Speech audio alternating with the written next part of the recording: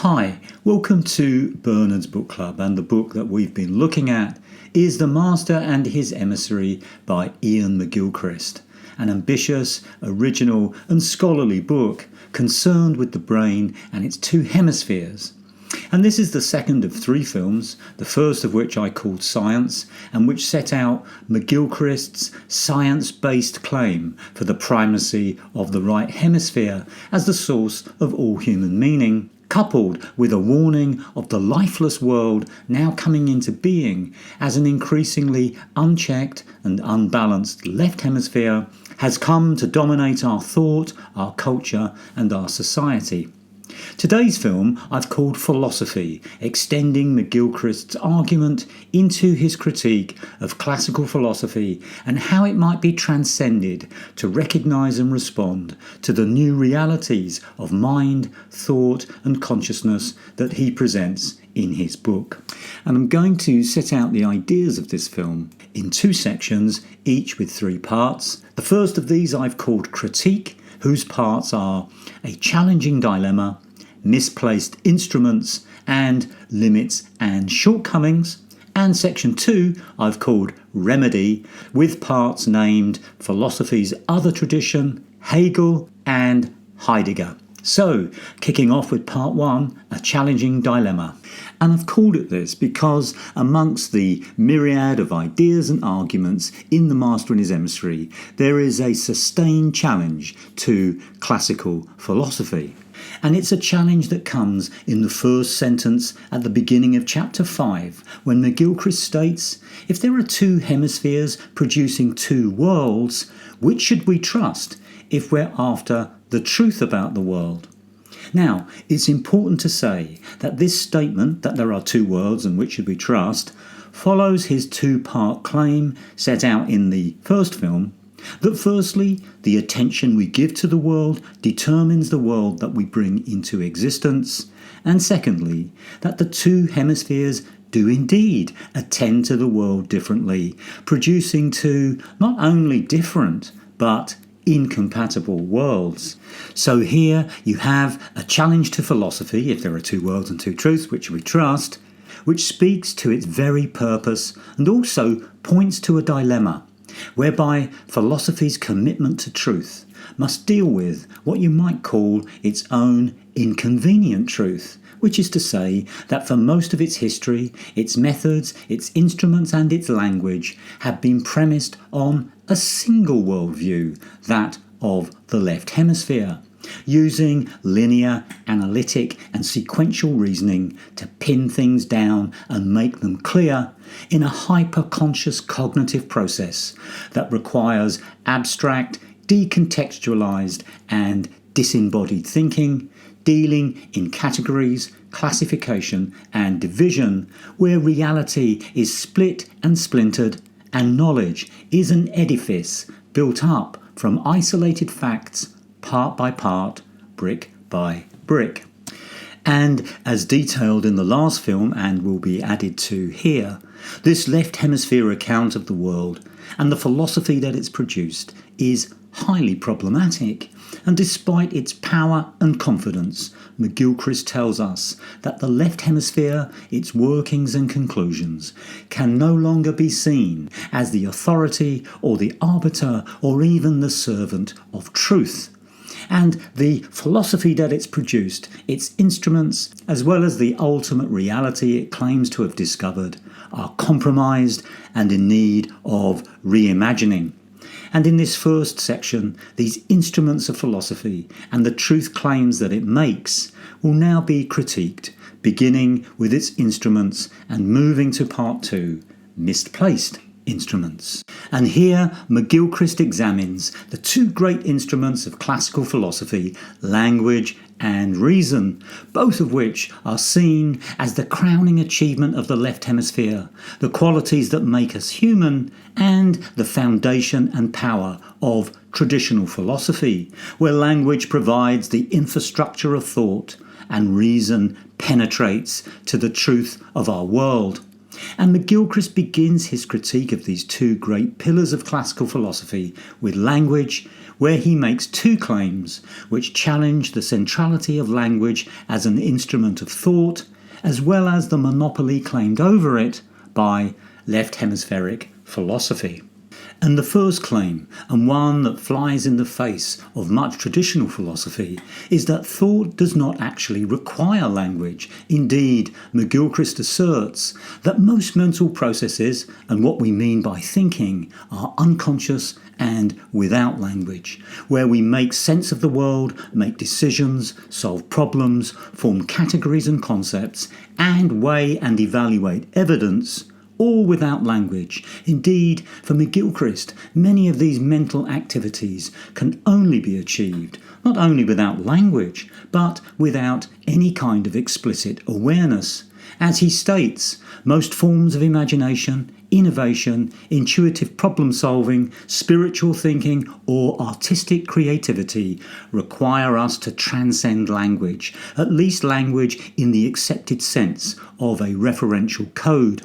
Most thinking, like most communication, goes on without language. And this was true for our ancestors for most of human history, who thrived as social animals without it, whilst today infants often get the concept first and then learn the word to describe it. And research among tribal peoples shows that numerical concepts do not depend on linguistic terms. Even animals, he tells us, can think and form concepts without it. Indeed, concept formation, he tells us, was the inevitable product of natural selection, whereby any sentient being living in an environment threatened by predators and needing food, if they are to survive, must be capable of forming concepts and placing things in categories. And his second claim about language is that it emerged not from the brain and the left hemisphere, which of course has come to control it, but from music and the body, so that while it has emerged as the superpower of the left hemisphere, it began as a right hemisphere phenomenon. And the evidence for this comes with the earliest human skeletons, where openings at the base of the skull, necessary for the tongue and nerve system to produce respiratory control and modulate intonation, which is to say, necessary for both song and speech, can be found as far back as 500,000 years ago. Yet language, with its symbols and syntax, did not develop until much more recently, somewhere between 80 and 40,000 years ago. So that the apparatus of language existed long before language itself, and it must have been devoted to a form of musical communication or a kind of singing, which of course is the preserve of the right hemisphere, as McGilchrist puts it. The explanation of this sophisticated control and modulation of the production of sound, in the absence of language as we know it, has to be that there was a sort of non-verbal language, one in which there was intonation and phrasing, but no actual words. And what is that, if not music? Equally, McGilchrist asserts that language originates in the body as the embodied expression of emotion, where even the deep structure of syntax was, he argues, founded on sequences of limb movement in running creatures, and is a bodily skill rooted in gesture, acquired by imitation, and embedded in empathy and the desire to imitate, all driven by an emotional identification and an intuitive desire to harmonise with others. And what McGilchrist does here is not to discredit language as the profound and significant skill that it obviously is, but to contextualise it beyond its use as a left hemisphere tool of manipulation and power, as a way to remind us that it's not always been that way, and to reconsider the place of language in a potentially different kind of philosophy. And the same is true in his treatment of that other superpower of the left hemisphere, reason, to which we now turn. And again, his arguments here are not made to discredit the power of its clarity and precision. As he puts it, I hold absolutely no brief for those who wish to abandon reason or traduce language, and this book has nothing to offer those who would undermine reason. My quarrel is only with excessive and misplaced rationalism. And here McGilchrist introduces what for him is a very important distinction between reason and rationality, producing two very different types of mental processes, which he argues correspond to the two very different concerns of the hemispheres, where reason might be seen as the global, all-encompassing intelligence of the right hemisphere, and rationality the narrower and more abstract, procedural intelligence of the left. And like language, McGilchrist's right hemispheric reason is rooted in the body, and therefore in the physical and instinctual realm that we share with animals. It is incarnated, emotionally engaged, and grows out of each individual's experience along with their feelings, beliefs, values, and judgments. It is mostly unconscious, flexible, and resists fixed formulation. And its integrating intelligence sees things in context, understands the power of metaphor, and is capable of holding together incompatible elements in balance and at the same time. And just as this conception of reason reflects the priorities and the values of the right hemisphere, so rationality mirrors those of the left, as the mechanical, rule-bound, context-free instrument of abstraction, isolation, classification, generalization, and compartmentalization, imposing an either-or on the complexities of life and producing a fixed, static, disembodied representation of the natural world.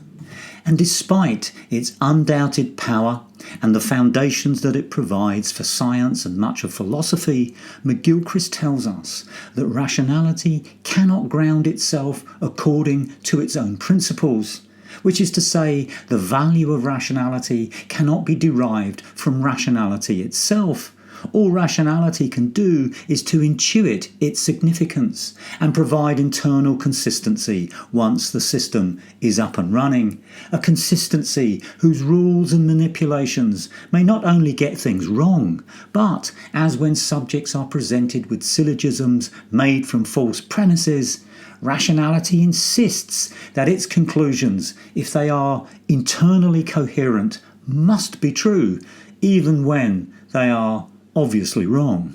And McGilchrist cites a succession of great mathematicians to challenge the Promethean confidence of this particular understanding of reason as the singular source of truth and understanding, from the 17th century Pascal, who claimed that the ultimate achievement of reason was to recognise the infinity of things that surpass it, to the 20th century Gödel, whose incompleteness theorem posits that every logical system leads to conclusions that cannot be accommodated within that system, and John Elster, whose Elster's paradox argues that rationality contains the seeds of its own destruction.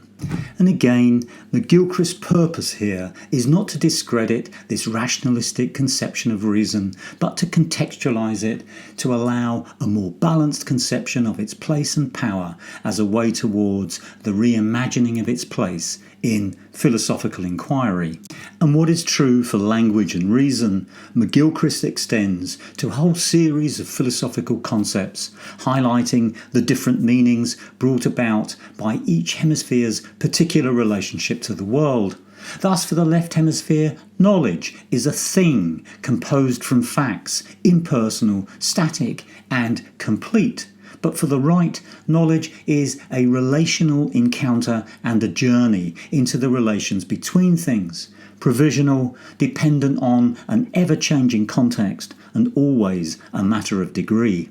Likewise, the left hemisphere's conception of belief as the absence of certainty and therefore as an inferior form of knowing becomes for the right hemisphere a relationship and a stance, a believing in and a taking a stand for some living other. And these moves to highlight the neglected understandings and truths of right hemisphere thinking, as well as what McGilchrist portrays as the misplaced instruments of traditional philosophy, are of course part of his larger challenge to its claim to have discovered the ultimate nature of things. And it's to this second critique, not of its instruments, but of its larger claim to truth, to which we will now turn, which brings us to part 3, limits and shortcomings. And by limits and shortcomings, I mean those of left hemisphere thinking in general, of which classical philosophy is perhaps one of its best exemplars.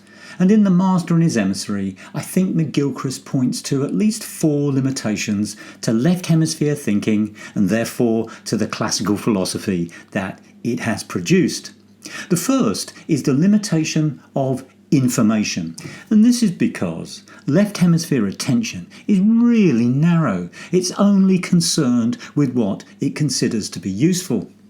But perhaps more importantly, it's also second-hand, taking only what the right hemisphere has already brought into existence. In contrast, the right hemisphere is concerned to bring into existence the whole of being and everything that's new, directly connecting us to the raw experience of the living world.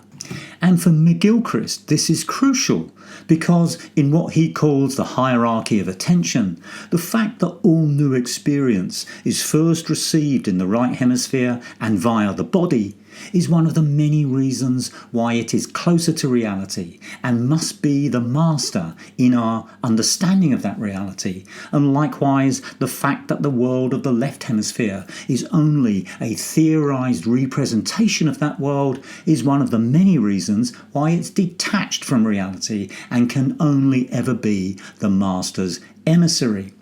And together these represent really significant limits to the volume and quality of its information, all of which is made significantly worse by its tendency to only pay attention to the virtual world that it has itself created, which leads to the second limitation, that it can't know anything new, and it can't know anything new because it's not interested in anything new, leaving the right hemisphere as the receiver of the world from which the left hemisphere selectively extracts to build its own theorized replica of the world.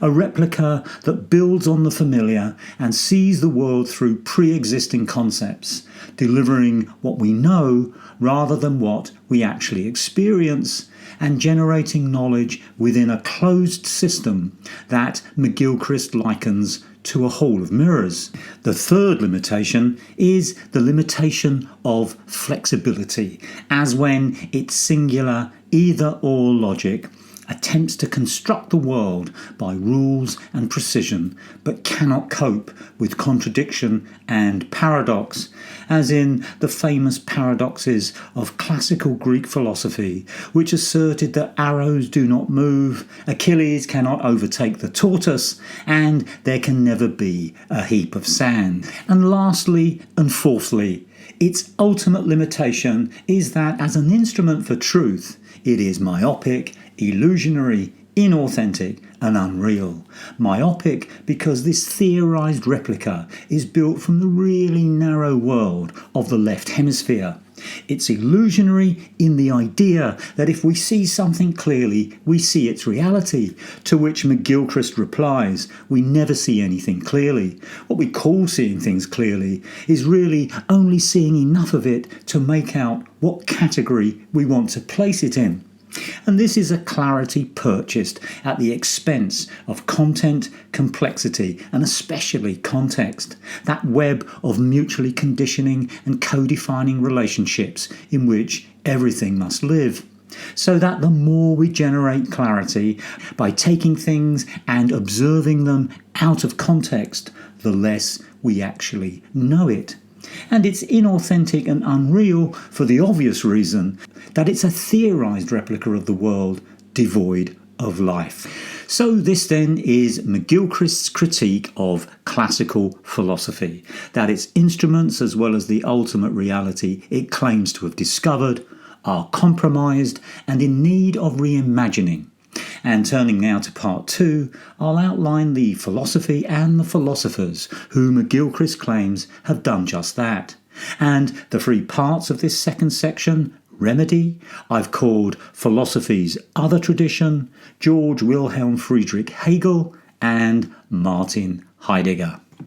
And beginning with the first of these, philosophy's other tradition, this McGilchrist tells us emerges from philosophy's own impulse, if not towards truth, then at least to transcend the limits of its own method. And it has produced another philosophical tradition which has both paralleled and critiqued classical philosophy across all the phases of its development and over the centuries of its lifespan, highlighting its shortcomings and seeking to reimagine a philosophy less detached from the reality it claims to describe and less attached to the idea that the mark of the true philosopher is a refusal to be moved or amazed, which is to say that this alternative tradition looks to engage with the world and be more open to the mystery and wonder of the right hemispheric disposition. And in its focus, perspectives, values, instruments and methods, this is recognisably a right hemispheric tradition. In its focus, its attention always extends beyond the conscious mind, outward to nature, channeled through the body, and always in context. From the desire of the pre-Socratics to understand the forces of nature as the ultimate source of reality, through to Merleau-Ponty's 20th century philosophy of the body, arguing it to be fundamental to our being as the mediator whereby consciousness meets the world, and between whom mind, body and world become interwoven into the fabric of existence. And this commingling of mind, body and world is the ultimate expression of context. Everything is connected and everything is in permanent change. And again, this appreciation of context, as well as the disposition to reject finality and certainty which flows from it, was in this tradition there from the beginning. It's there when the pre-Socratic Heraclitus told us that no one has ever stepped in a river twice. But perhaps it's been most powerfully articulated over the 20th century by the philosopher-psychologists John Dewey and William James, the phenomenology of Edmund Husserl, and as we've seen by Merleau-Ponty and many others. So that for John Dewey, neglect of context is the single greatest disaster that philosophical thinking can incur. And for Husserl, and especially Merleau-Ponty, himself really influenced by Husserl, this concern for context led them to develop the philosophy of intersubjectivity, which argues that all life is embedded in an intersubjective web of that mutually conditioning and co-defining set of relationships, so that no one thing exists independently of others, and all are part of the things that they coexist with. And this is why, in what I'm calling right hemispheric philosophy, there must be empathy, but there cannot be certainty. There must be empathy because it flows from raw experience itself, since it's through others that we actually come to know the world. So that for Husserl, empathy with others grounds our experience, not just of them, but of ourselves as we experience the world. And this is precisely what McGilchrist means by betweenness. Conversely, there can't be any certainty because the myriad of things and processes which make up our world of living connection are constantly in flux, transition and transformation. And all these points about focus and context and intersubjectivity, empathy and flux are in many ways the signifiers of the perspective and values of this other tradition of right hemispheric philosophy. And just as the kind of attention brought to the world shapes the methods and tools used to understand it, this disposition of this other tradition argues that truth is arrived at not through greater abstraction about the world, but through greater engagement with it. And it's metaphor, not reason, which is best equipped to achieve this, because metaphoric thinking links language to life and is the first and primary instrument to understanding, so that McGilchrist tells us not only is it prior to abstraction, but conceptual metaphor is what makes most abstract thought possible, arguing that language itself, even the language of philosophy and science, is derived from metaphors, founded in the immediate experience of the tangible world and grounded in the human body, so that it embodies thought, speaks to its context, and makes it alive. And this is a philosophy that's been kept alive not only through the pre-Socratics, Heraclitus, Dewey, James, Husserl and Merleau-Ponty, but also by Spinoza, Schopenhauer, Pascal, Nietzsche, Hegel and Heidegger. And it's to these last two great philosophers, Hegel and Heidegger, that McGilchrist gives pride of place as the great exemplars of this way of thinking, which brings us to part 2. And on page 204, McGilchrist tells us that Hegel's spirit is like an unseen presence in this book. And in many ways it might be argued that it's Hegel who first makes McGilchrist's argument for hemispheric difference and provides the theoretical template upon which McGilchrist would build. As McGilchrist puts it, he's the first thinker to, in his words, brilliantly seize the distinction between the reality of the world as originally perceived by the right hemisphere, as well as the lifeless representation of that world produced by the left, as well as the subsequent need for this lifeless account to be once again reintegrated into a unified whole, arguing that Hegel's description of the relationship of these two parts of the mind uncannily foresees what neurological research was going to reveal about the workings of the brain. Hegel gives such a brilliant exposition of what neurological research appears to indicate that I include it here as the most extraordinary instance of the mind by introspection organising itself. And what we have here in Hegel and McGilchrist too are versions of Hegel's classic three-part dialectic of thesis or idea, antithesis or antithesis, counter-idea, and synthesis, a new and higher fusion of both. And this three-part structure is the thread that runs throughout The Master and His Emissary, where the journey of awareness begins in the realm of the right hemisphere, which receives the world raw and unprocessed, moves to the left to refine that experience, processing, unpacking and unfolding it, to finally return to the right, to be reintegrated into the whole of experience in a new and higher synthesis as a fusion of both hemispheric worlds. And for McGilchrist, this three-part dialectic proves a very fruitful theoretical structure, applying it not only to the hemispheric journey of awareness, but also to the unfolding journey of philosophy, whose own impulse to transcend its limits takes it on the same three-part trajectory. As McGilchrist puts it, I believe that despite appearances, philosophy begins and ends in the right hemisphere, though it has to journey through the left hemisphere